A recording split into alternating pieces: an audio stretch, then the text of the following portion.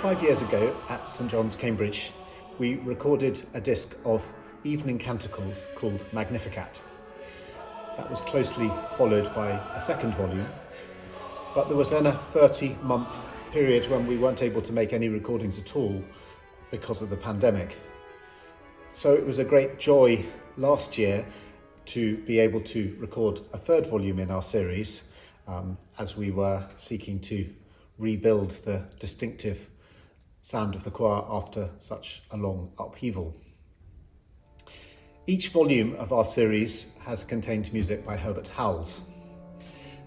Magnificat 3 contains the iconic St Paul's service and also the Westminster service.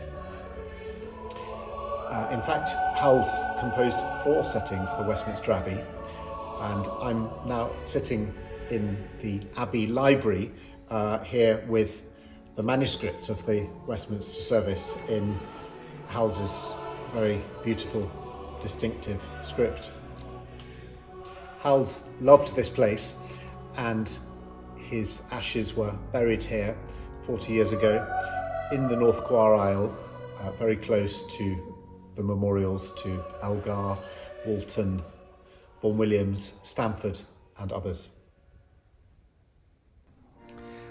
Stamford was Howells's teacher.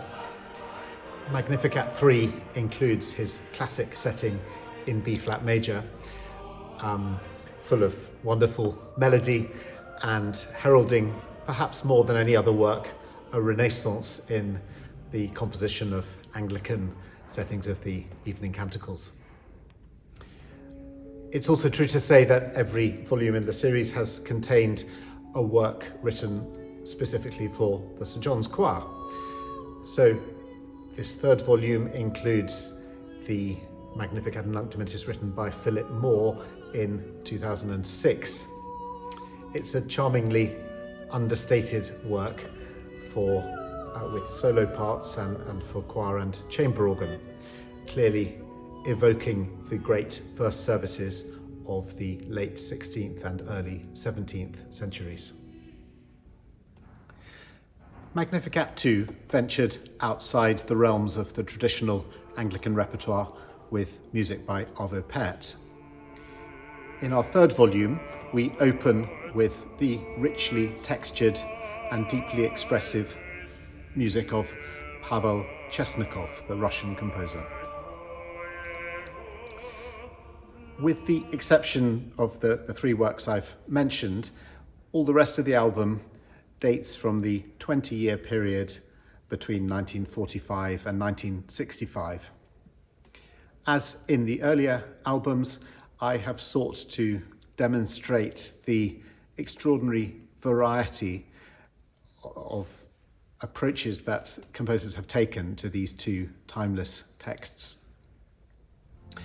Sir George Dyson's setting in F dates from right at the end of the Second World War. After a time of such great loss, this is a humble, simple, wistful, nostalgic work, which could hardly be a greater contrast with his earlier famous setting in D major, the latter of which is full of Edwardian self-confidence, opulence and grandeur. Kenneth Layton's setting for Magdalen College, Oxford could scarcely be a greater contrast with its muscular, dramatic, vibrant, energetic writing. The album also contains the setting by Brian Kelly in C, written and premiered for the Southern Cathedrals Festival in 1965. It must certainly have ruffled quite a few Anglican feathers at its first performance with its ebullient Latin American rhythms. And what a week that must have been in Chichester, also containing the premiere of Bernstein's Chichester Psalms. If you can, I would urge you to have a look at the 56-page booklet which we have produced accompanying the album. As on our previous releases, I've written an extended essay about the music itself, and we have lots of lovely photographs of the composers and their autograph manuscripts and other things. There's a wonderful article written by Andrew Reed, himself a former sub-organist here at Westminster Abbey. And Andrew writes in a very illuminating, thought-provoking way about the way in which Herbert Howells creates intimations of eternity in his liturgical music. And the booklet also contains a wonderful piece by Lucy Winkett, the Reverend Lucy Winkett, writing about the texts of the Magnificat and Nunc Dimittis themselves. In that article, Lucy reminds us of the way in which one woman in the 16th century, Elizabeth I, really was so very responsible for saving English cathedrals and their choirs, and thus the service of evensong.